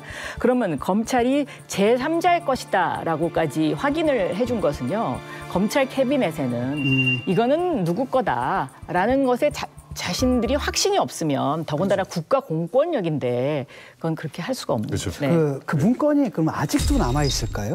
있죠. 정상적이라면 있습니다. 왜냐하면 수사 기록은 원래 못 없애게 돼 있거든요. 그런데 뭐 방송국 테이프도 없애는데 그러니까. 모르죠. 그러니. MB 정권 하에서는 청와대건 어디건 디가우징을 많이 했잖아요. 그러니까 막 자료 막 없애고 자석으로. 그래서 모르겠습니다. 이게 그냥 남아 있는지. 여기 있는 분들은 다 이해는 하는데 이제 그 청취자 시청자분들이 잘 이해가 안 될 텐데. 자, 도곡동 땅에서 땅을 매각한 돈이 다스로 들어갔잖아요. 네. 이게 190억이 들어갑니다. 그리고 이 190억 다스가 김경준, BBK 옵셔널 벤처스 이때는 한 몸이에요. 김경준이 책임자고 190억이 투자가 됐다가 미국으로 도망가기 전에 50억을 반환하고 도망가서 140억은 못 받는 거죠. 이때가 이제 2001년 무렵인데 자 미국에서 나머지 140억을 돌려줘야 되는데 김경준 입장에서 미국으로 갔잖아요. 갔는데 내가 140억을 뭐 돌려줄 필요가 있겠냐 하고 이때 이제 갈랐죠. 다스는 투자금 반환 소송을 김경준에게 제기하고 옵셔널 벤처스 즉 BBK 투자했던 소액 투자자들은 횡령금 반환 소송을 해요. 액수가 371억입니다. 이때 이 소송을 담당한 그 판사가 오드리 콜린스라고 하는 판사예요. 이 재판에서 소송 결론이 어떻게 나냐면 투자금이니까 다스 측에 반환 이유 없다고 하면서 140억을 돌려주지 말라고 합니다. 네네네. 그런데 옵셔널 측에는 371억을 반환할 것을 명령을 합니다. 판사가. 자, 그리고 여기까지 됐는데 그다음에 잠깐만요. 저기서 한 가지 더 설명해야 되는데 그러면 왜 김경준이가 간도 크게 140억을 들고 갔느냐. 그때 이제 여권도 위조해서 나갔거든요. 여권 위조해서 나갔어요. 네. 세상에. 여권을 어떻게 위조해? 여권 위조 여권 여러 개가 있었어요. 와, 이거 뭐야. 위조해서 나갔는데 그 미국 법원 기록을 보면은요. 에리카 킴하고 김경준이 뭐라고 얘기하냐면 이미 이명박이라는 사람은 서울시장으로 갈 계획을 세우고 있었기 때문에 우리가 이 140억을 들고 나가도 이것을 우리한테 다시 달라고 할 수가 없을 것이었다. 정치적 없을 약점을 딱 잡은 네. 거죠. 네. 그래서 우리가 140억을 들고 나왔다라고 법정에서 진술을 하는 게 있어요. 자, 김경준이 다스한테 2011년 2월에 140억을 반환을 합니다. 근데 이때 무슨 일이 있었냐면 2011년 2월이거든요. 네. 이때 김경준은 감옥을 살고 있었고 에리카 김은 횡령 등등 혐의로 수배 중이어서 인터폴이 에리카 김을 잡겠다라고 하는 얘기가 돌고 있을 때예요. 두 번째, 김경준은 나중에 이제 그 검사한테 편지를 보내서 누나 들어오도록 잘 설득하고 있습니다. 언제쯤 들어오라고 하는 게 좋겠습니다라고 하면서 편지 보낸 게 이번에 자료가 또 나와요. 그러면서 저는 미국으로 돌아가는 날만을 꿈꾸면서 버티고 있습니다. 그래서 이때 이 140억을 돌려주는 이유로 우리가 근거를 삼았던 것은 에리카 김 누나의 법적 지위를 처리해주기 위한 거 아니냐. 근데 2월 1일 날 돌려주자마자 누나가 2월 달인가 3월 달 들어가고 2월에 들어와요. 기소 불기소가 돼요. 돈을 받고 난 다음에. 받고. 예, 받고 난 다음에. 뭐야. 동결이 풀리고 돈이 140억 넘어갔잖아요. 그런데 최근에 5월 9일 정권이 교체된 이후에 다스 내부자들 제보로부터 자료가 나옵니다. 김경준 관련 LA 총영사의 검토 요청 사안이에요. 이게 개인 기업이거든요. 네. 140억을 받아오는데 왜 LA 총영사가 관여를 하죠? 그렇죠. 청와대에서 행정관이 이 자료를 만들었는데 네. LA 총영사 김재수 밑에 있던 변호사예요. 그래서 이 자료를 만들어갖고 LA 총영사가 어떤 역할을 통해서 미 정부를 설득하라라고 하는 등등의 가능성 여러 가지 경우의 수를 갖고 회의를 해서 자료를 보내고요. 네. 요 회의록은 다스 회의록입니다. 다스 회의록의 참석자 보면 김재수 LA 총영사. 매번 회의에 김재수 LA 총영사가 다스에 참석을 합니다. 다스 반환하기 위해서 청와대와 검찰과 LA 총영사가 총동원됐다? 자, 두 번째로 무엇으로 어떻게 미 정부를 설득했나 해갖고 국가를 수익 모델 해갖고 4년 내내 이 돈 반환하기 위해서 노력한 거 아닌가? 이런 의혹을 가져보는 거예요. 네, 이걸 쭉 보니까 예. 이 회의록 부분은 LA 총영사에 참석한 어떤 이유인지 모르겠는데 LA 총영사의 검토 요청 사항은 다스뿐만 아니라 워낙 피해자가 많기 때문에 김경준의 피해자가 많기 때문에 그 피해자 전체를 대상으로 한 LA 총영사 측의 입장이에요. 그러다 보니까는 LA 총영사 참석했는가는 그건 사실 논란이 소지가 있는 건데 이 자료 좀 별개의 자료 성격 자체가 내가 기자로서 분석해봤습니다. 그러니까 참여는 할 수 있다. 그리고 이제 김재수라는 분이 LA 총영사에 임명됐다는 것 자체가 의혹을 증폭시키는 굉장히 중요한 또 한 그 부분이죠. 그분이 원래 그 영주권자 아니었나요? 영주권자고 캠프에 속해 있었던 변호사였죠. 그렇죠. 영주권자는 원래 그 될 수가 없는데 된 다음에 영주권을 그렇습니다. 버리거나 버렸든가 네. 그 기억에 그러니까 검찰- 예를 들어서 자꾸 이제 음모론적으로 보기 시작하면은 나도 이 진실을 모르겠어. 솔직히 모르겠어요. 왜 내가 아는 게 없기 때문에. 그런데 이제 예를 들어서 이런 건 있어요. 아까 이제 나왔던 LA 총영사 김재수 씨가 청와대 이제 다스 관련해서 BBK 관련해서 이제 보냅니다. 이제 검토 보고서를. 그랬더니 청와대 이른바 행정관이 상당히 정치적 혼란에 빠질 것이다. 논란에 빠질 것이다 하면서 거절을 합니다. 그 당시 행정관으로 있던 검사도 지금 변호사도 얼마 전에 언론 인터뷰를 했다고 그래요. 그러니까 그런 걸 비춰본다면은 저 진실은 어딘지 모르겠습니다. 비춰본다면은 그렇게 대통령이 야 LA 총영사 너 이렇게 해가지고 이렇게 해라고 하지는 않았을 거라는 합리적인 의심이 드는 거고요. 혹시 또 하나는 이제 스위스 계좌 말씀하셨는데 아니 대통령이 어디 외교적으로 미국 정부에 압력을 넣어가지고 자기 그건 있을 수 없느냐 이거 스위스 계좌에서 동결 해제된 것은 다스가 스위스 사법당국에 소를 제기해가지고 스위스 검찰의 자체 판단에서 결정한 겁니다. 미국의 압력 그러는 거 아니에요? 아니요. 그때는 그 결과가 그건 지금 이제 소를 제기했고 소가 진행되던 와중에 돈이 인출이 돼요. 그러니까 어찌됐든 소는 결론이 안 그런데 나요. 미국 당국의 네. 판단이 스위스의 미국 외교 당국을 통해 그런 절차가 없습니다. 아니, 외교적인 절차를 통해 스위스 테러 자금은 모르겠습니다. 그렇지만 그렇게 쉽게 미국 정부 요청에 따라 동일다 그러지는 않습니다. 다스 관련해서 제보 들어온 거 혹시 또 없습니까? 이번 국정감사 때 이제 그 국세청, 수출입은행 여기가 다스와 관련해서 특혜 대출을 했거나 아니면 특혜로 상속세를 대신 물납으로 받았다. 이제 그것을 이제 새로 이제 밝혔죠. 그렇죠. 지금 다스의 주식을 기획재정부가 19.1%를 갖고 있거든요. 네. 예. 근데 이게 비상장 주식이지 않습니까? 네. 근데 비상장 주식은 원래 그 상속이나 증여에서 맨 마지막 순위입니다. 그러니까 현금이 우선이고 그 다음에 뭐 부동산이 있으면 부동산 이제 이렇게 가게 되는데 국세청이 첫째 의심이에요. 그러니까 김재정이라는 분이 2010년도 1월 달이 맞죠? 2월이에요. 2월인가요? 2월 달에 사망을 했는데 근데 이 상속세를 이제 받아야 되는데 네. 상속세를 현금으로 받거나 부동산으로 받는 게 이게 정상적이거든요. 그러겠죠. 근데 이 김재정이라는 사람 이름으로 된 부동산이 충북에도 있고 뭐 100몇만 평씩 굉장히 땅이 많아요. 근데 이거를 하나도 안 받고 비상장 주식 다스로 받은 거예요. 그래서 너무 이상해서 들여다보니까 너무 재밌는 게 나왔는데 그 김재정이라는 사람이 갖고 있는 땅 중에 이명박 대통령 명의로 190만 원을 거기다가 압류를 걸어놨죠. 근저당 압류를 걸어놨어요. 190만 원이요? 190만 원을. 4천만 원, 네. 190만 원 이렇게 작게. 네. 작게. 그래가지고 커다란 땅이 두 덩어리가 있는데 이 두 덩어리에 한쪽 땅은 아무것도 근저당 설정이 안 돼 있었는데 요거는 상속세 마지막 날 4천만 원 근저당 설정을 하고 또 한 충북에 큰 땅 덩어리가 있는데 이 땅 덩어리는 이명박 이름으로 190만 원이 근저당 설정이 돼 있는 거예요.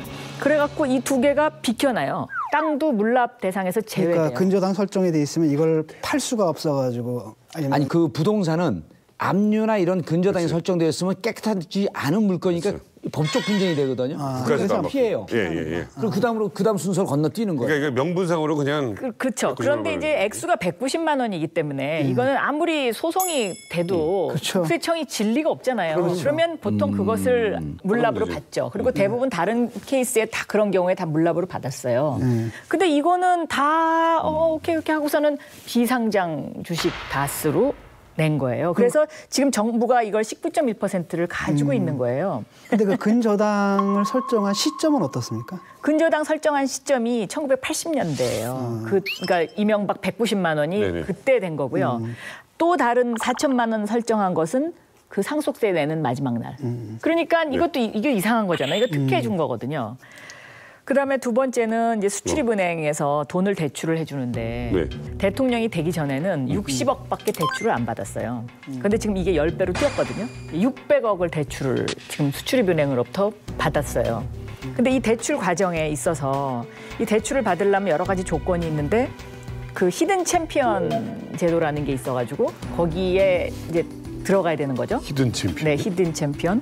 근데 처음에 이 다스가 히든 챔피언에서 43개 업체를 실사를 했는데 43등 꼴찌였어요. 아, 그 납세 이런 거로 따지는 거예요? 뭐 여러 가지 조건이 있어요. 그래서 43등 꼴찌였는데 1차, 2차 점수 합해서 3차가 이제 그 성적평가라 그래가지고 임의로에 이제 그 채점하는 사람 마음대로 거기서 35등으로 올라가요. 그래갖고 35개 업체한테 대출을 해줍니다. 거기다 턱걸이로 걸쳐놓은 거예요? 거리로. 그다음에 또 그 대출 이자율, 담보 대출에서 신용 대출로 바뀌거든요. 그럼 보통 대출 이자율이 올라가죠. 올라가는데 이건 떨어져요. 어떻게 보세요? 전체 매출을 보면 그게 충격적인 게 99년에 1,200억을 해요. 예. 매출이. 매출이요. 올해 2조 7천억이에요. 그러니까 17년 만에 27배가 뛰어요. 저 매출 얘기하시는 거죠? 매출이요. 다스의 매출. 뭐 자동차 시트랑 관련해서 네. 이것저것. 그런데 궁금한 게 그렇게 잘 나간 회사라고 한다면은 이제 상속세를 그 이른바 비상장에서 하면 액면가로 낼 거 아니에요. 네. 그죠? 그런데 그 액면가가 만약에 상장을 한다고 하면 엄청나게 비쌀 텐데 그런데 굳이 액면가로 19% 안에 던졌는다? 그게 이해가 안 되는데 왜냐면은 실제 가격은 우리가 이제 비상장 주식들이 이제 뒤에서 거래되잖아요. 그런데 장외 거래가 되는데 그 정도 주식이라면 액면가보다 뭐 20배, 30배로 거래될 수 있을 텐데 왜 굳이 그 비상장 주식을 액면가로 냈는지는 그게 이해가 안 되네. 제가 이제 답변을 해드릴게요. 제 기억에 상속세 금액이 431억으로 기억하고 있는데 이게 전체 19.1%를 지금 이제 정부가 갖고 있는 거예요. 근데 이게 6번 유찰되거든요. 그러니까 정부는 어쨌든 상속세를 현금화해야 되잖아요. 근데 이걸 지금 6번 유찰이 됐기 때문에 이제는 수의 계약이 가능한 그런 상태예요. 네. 그러면 이런 가정을 해볼 수 있어요. 지금 MB가 주식을 하나도 안 갖고 있잖아요. 네. 그럼 예를 들어서 아들 이시영 씨가 이 19.1%를 인수할 수도 있는 거죠. 저는 그런 노림수도 있지 않았나. 431억을. 네, 네. 근데 이거 유찰이라는 게 자기들이 원하는 대로 되는 게 아니잖아요. 누가 그러니까 아무도 안 사는 거예요. 왜죠? 그건 모르죠. 이게 이제 예를 들어서 주식을 투자하는 사람 입장에서 보면 그 주식 분포도가 이상은 김재정, 지금 이제 부인 권모 씨로 넘어갔죠. 이제 권모 씨 그리고 기재부 요렇게만 돼 있거든요. 그러니까 예를 들어서 이것이 실질적으로 1,800 몇 억으로 아마 처음에 나왔던 걸로 제가 기억하는데 그 가격 1,800 몇 억을 주고 19.1%를 사겠다는 사람은 그렇게 찾기 쉽지 않을 것 같아요. 제 생각에는. 그런데 이제 1,800억을 책정한 건 이제 기재부가 나름대로 동종업계, 그다음 매출, 순이익 이를 고려해서 그렇죠. 증권사에 맡겨서 의뢰가 나왔겠죠. 그렇죠. 그러니까 네. 그 그게- 입장에서 보면은 굳이 400억짜리를 내면 되는데 1,800원 냈나 그게 이해가 안 된다는 거예요. 그게. 저도 그게 참 의심스러운데 이제 이게 확인이 좀 돼야 될 건데 이제 그때 당시에 기자들도 취재를 했죠. 이제 그 사망하고 난 다음에 그 두 명이 거의 50%, 48, 7% 이렇게 갖고 있었어요. 이상은 그 형이 47% 갖고 있었고 처남이 51%가 2%를 갖고 있었고 사망하고 난 다음에 5%를 청계재단에 기증을 해요. 그렇습니다. 예. 청계재단에. 그래서 이제 그때 우리 기자들은 어떻게 인식을 했냐면 부인 권 씨가 이제 남편이 사망했으니까 이 가족들하고 이제 관계가 없어지는 거거든요. 그래서 부인 권 씨가 혹시 문제가 됐을 경우에 청계재단과 형 지분까지 합해서 과수 지분을 만들려고 5%를 청계재단에 그 기부하게끔 그 유도한 거 아닌가라고 하는 이제 추정을 했었어요. 근데 이제 이거 뭐 근거는 없는 거고 네. 이런 것도 한번 추정을 해볼 수가 있어요. 추정이죠. 추정입니다. 말씀 잘하세요. 이건 나쁜 또 건 잡혀가. 아니고 조심해요. 잡혀갈 건 아니고. 예. 그 박영선 의원님께 좀 궁금한 게 있는데, 그러니까 이 다스의 실소유자가 만약에 MB라면 MB라는 사실이 확정적으로 밝혀질 거라고 믿으시는지, 그리고 그렇게 또 믿는다면은 그걸 입증해 줄 키 있잖아요. 스모킹건이라고 하나? 그게 어디서 나올 거라고 생각하세요? 저는 도곡동 땅. 도곡동 땅의 소유자가 누구냐. 이제 거기에 굉장히 중요한 스모킹건이 있다 이렇게 보고 있는 거죠. 그래서 이번에 검찰이 제대로 된 수사를 하면 밝힐 수도 있겠다 생각하고요. 제가 한 가지 딱 의심하는 것 중에 하나가 검찰에서 이 MB와 관련된 수사를 했던 키맨이 있어요. 근데 대부분 다 그만뒀어요. 지금 딱 한 명이 아직 검찰에 남아 있거든요. 저는 그 부분을 약간 의심해요. 그럼 그 사람이 검찰 내에서 어떤 역할을 또 할까요? 아니 현재는 한직으로 밀려나 있어요. 그쵸. 현재는 한직으로 밀려나 있는데 윤석열 지검장이 아주 이상한 답변을 해요. 도대체 다스는 누구 거예요? 답변하기 어려우십니까? 글쎄 저희는 법률적으로 이게 누구 거냐를 확인해야 될 입장에 있기 때문에 지금 얼마 전에 사건을 배당을 해서 지금 들여다보고 있는 중입니다.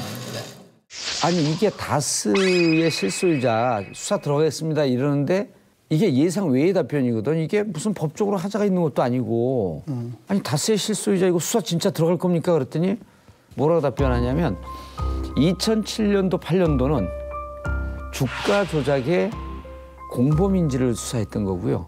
이번에는 실소유자를 찾는 수사입니다. 완전 의미가 다르네요. 완전히 틀린 거예요. 네네네. 그리고 실소유자를 찾는다라고 하는 것은 이미 2007년 12월에 수사됐던 근거 자료를 확보했을 개연성이 무척 높다는 거죠. 그리고 이제 이 주가 조작에 검찰이 주가 조작을 했느냐 안 했느냐에 포커스를 맞춘 거는 저를 나중에 이제 검찰이 소환을 하지 않았습니까? 계속 그 질문만 해요, 저한테. MB가 주가 조작에 가담했다고 생각하냐 아니라고 생각하냐. 여기에 yes, no 대답해라. 그러니까 제가 만약에 예를 들어서 검찰 앞에 가서 했다고 생각한다라고 예스라고 대답했으면 저 기소하려고 그랬던 거죠. 자, 근데 이게 숱한 의혹 속에 윤석열 지검장이 있고 또 한동훈 검사 있습니다. 이렇게 알파고. 꾸려진 수사팀은 알파고. 이 다스의 5번째 수사에 착수를 했습니다. 사전 5기 검찰의 도전. 자, 그 결과 어떻게 될 거라고 생각하십니까, 진 교수님? 쉽지 않을 거라고 생각합니다. 아까도 말씀하신 뭐 땅에 관련된 어떤 스모킹건 같은 게 나온다라면 모를까. 지금 상태는 뻔한 거잖아요. 우리가 다 알고 있는 거잖아요. 지금 숱한 의혹을 해소해주는 그 가설은 딱 그거거든요. MB가 다스 거다. 그럼 모든 게 깨끗하게 해결되는데 내용은 사실 MB 것인데 형식은 다른 사람 거로 돼 있잖아요. 그다음에 이게 진행형이란 말이에요. 실제 그 대주주들이 내 거다라고 얘기를 해보면 사실 잡을 수는 없는 거잖아요. 요번에도 그 4번 했었잖아요. 그때도 아마 이런 문제 때문에 이제 된 부분들 있었을 거라고 보거든요. 저는 검찰이 수사를 잘못했다 뭐 이런 걸 떠나서 4차례나 아주 싸그리 했는데도 불구하고 정권도 계속 바뀌고 그럼에도 불구하고 이렇게 계속 의혹이 양산된 상태라는 것 자체가 검찰의 저는 무능이다 이렇게 보고요. 그다음에 이제 이 문제를 우리가 의혹과 추정과 뭐 느낌과 그럴 것 같다 이런 거 갖고서 이 안을 다뤄서는 안 돼요. 진짜 확실한 팩트와 증거가 있어야 돼요. 그게 바로 수사라는 겁니다. 수사는 다 그렇게 해요. 그런 점에서 어떤 한 차례는 뭐 MB 정권 아래 서기 때문에 뭐 이렇게 할 수도 있겠지만은 깨끗이 밝히는 검찰의 역량을 보여줬으면 좋겠어요. 그게 우리 사회에서라도 좋습니다. 저는 이번에 우리 방송이 검찰 수사 결과가 발표된 이후에 나갔으면 좋겠는 게 네. 우리 방송을 보면은 모든 답을 여기서 다 찾을 것 같아요. 한동훈 검사가 알파고라는데요. 알파고. 이게 이제 만약에 왜냐면 이게 오프라인 자료가 창고에 2개쯤은 있을 것 같아요. 정봉주 의원은 지금은 굉장히 똘똘하시지만 그때는 약간 엉성한 구석가 있었거든요. 아주 은근히 디스하네. 완벽한 디스다. 아마 그 해설하려고 그러고. 네, 그렇죠. 방송 끝. 그러니까 그래 너 잘 걸렸다. 그래 딱 기소 뭐 그렇죠. 이렇게 맞아. 박영선 의원님, 네. 오늘 함께 하셨는데 어떻습니까? 너무 좋았어요. 그리고 뭐 여기 같이 하시는 패널들이 저하고 굉장히 친숙하신 분들이어갖고 제가 너무 편안한 마음으로 해서 이거 혹시 또 너무 말을 많이 한 것 아닌가요? 이런 얘기 안 했어요. 너무 좋아요. 의원님 나오셔서 오늘 정말 많은 시청자들이 이해 쏙쏙 됐을 것 같고요. 자, 오늘 함께해 주신 배정선 의원님 감사합니다. 네, 감사합니다.